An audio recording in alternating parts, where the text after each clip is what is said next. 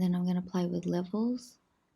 Now with levels, this is telling you where your blacks and your whites are. And if you always need a pure white, and that's too far back. So that's the proper exposure, right? But if you want creative flair, you can play with this a bit with your lighting.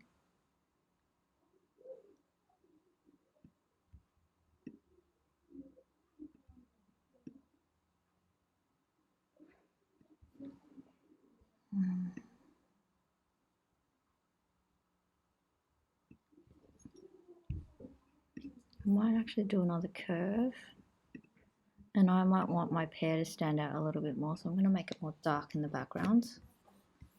Once again, I'm on my paintbrush, got opacity 15. The reason why we have a low opacity is so we don't overdo it and you can see the strokes as well. So I'll show you what it looks like. So let's say if I go to 72, it kind of just looks awkward and clunky like that, depending on how you use your stuff. So I'm going to go back. Okay. And then I can always just go like that. Go back to levels, see where my levels are.